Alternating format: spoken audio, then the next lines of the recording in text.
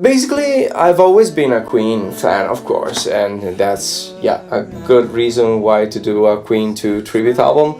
Being a huge Queen fan since like I was probably 15, 14, it makes sense to make a lot of Queen cover songs, but not an entire album which is not very well known. Well, I guess, the Queen 2 album, it really influenced me in my songwriting process. It has somewhat of a progressive approach, still being very commercial at the same time, It only has one true commercial song, and it's the only one that I didn't include in my tribute album because, to be frank, I don't quite like it that much. And that is Seven Seas of Rye, of course. As you guys might have noticed, it's not there. I don't quite like it, and I don't really think it fits with the rest of the songs. It's like you have a whole album with a sort of like a concept going through, and then all of a sudden, boom, you have something that does not really compute with the rest of the album. I'm totally fine with that. Actually, as a matter of fact, I do it all the time in my albums. So last album I have 2 extra songs that were there just because I made them, and why not throw them in, as some little extras, But again, I did not cover it because I'm not that close to Seven Seas of Rye. I don't like the fact that it was half written in Queen 1. I guess in the end, I just wanted to have the Queen 2 album as I envisioned it, as sort of like this journey that has a beginning and it has a very distinct end.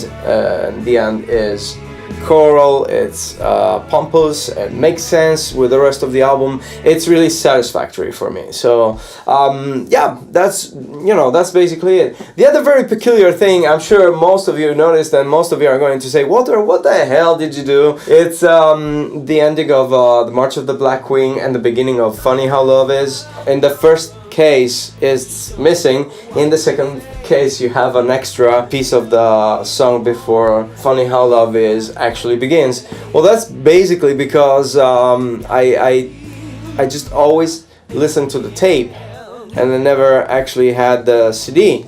I figured, yeah, it makes sense, because the song ends, there is a small space of silence, and then, there's a forget your sing-along and your lullabies, So it made sense to me. I was like, okay, yeah, sure.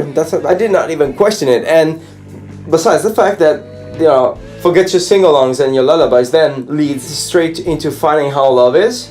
And there is no actual stop there. It is all in one song.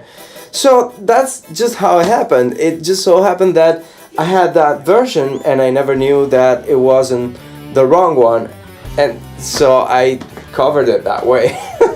So yeah, but I mean, besides all these fun facts, again, Queen 2 is one of those albums that really made me trip, it made me go on a voyage of wonder, At first maybe you don't really quite get it and you're like, oh yeah, sure, and then it grows on you more. And I love the fact that it detaches itself so much from the Queen you're used to. You can really see that the Queen group slowly but progressively made this decision to stay eclectic, stay very creative, but definitely follow the path of what's more commercial songs, which is totally fine because we love them as they are. To get back to Queen 2, Queen 2 had that certain something that you're like, oh, especially someone like me who loves Yes, Genesis, a lot of groups that were very active at that time, and they definitely were more progressive.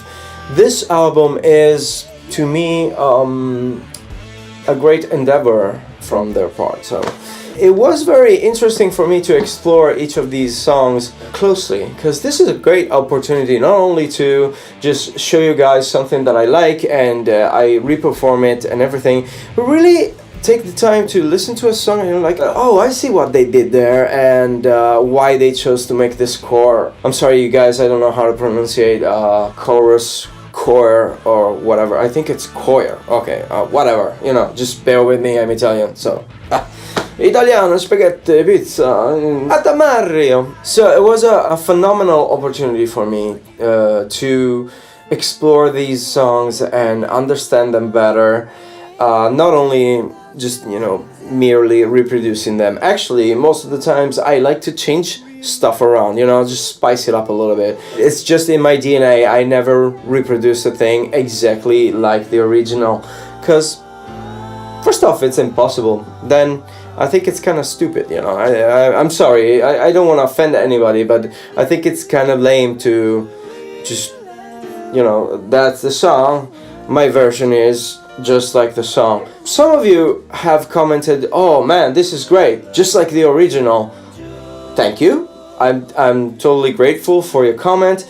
I don't believe it's true, but still, thank you very much. So, what else can I say about this album? Towards the end, I was kind of getting a little bummed out because I had such a lot of stuff to do this winter, and in the end, I wanted to move forward and maybe even start some new songs, which I wasn't able to actually because I have so much stuff to do, really, guys. But I really wanted to get down with this album because you like the process, but you also want to get it done, you know? I swear, that is not the reason why I didn't do Seven Seas of Ride. The reason is genuinely, I did not want that song in my tribute album. You know, I wound up recording this album the way that I wanted. So, the most technically difficult song to reproduce, I think, it would be either March of the Black Queen or Fairy Feller Masterstroke. Because Fairy Feller is like fast-paced.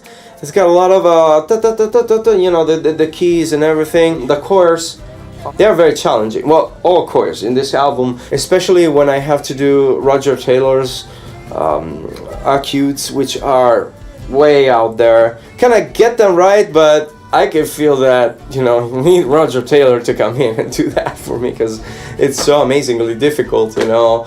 Mercury's voice is Mercury's voice, so sometimes I like to do what he does. I try to do it to the breath, as close as possible as he was feeling while he was singing, you know. When he was doing the kind of, when he was doing that, yeah, trying to give that same feeling.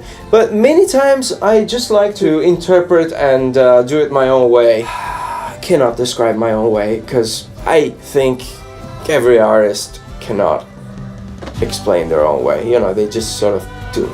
If you guys are interested in any other detail, just go ahead and let me know down in the comments below. You know, any question that you have, I'll be happy to answer. I'm sorry for my English, as usual. I try my best, but I sometimes stumble upon my limitations. But thank you guys for watching, and thank you guys for listening to my music. Don't forget, I also make my own music, so please go check it out and tell me what you think about it. I know this is a lot of songs. I plan to do collection, some songs that I figure you guys might like, so maybe I'll do a playlist. Maybe I'll even release an album of the greatest hits. But please check them out if you guys happen to have some spare time.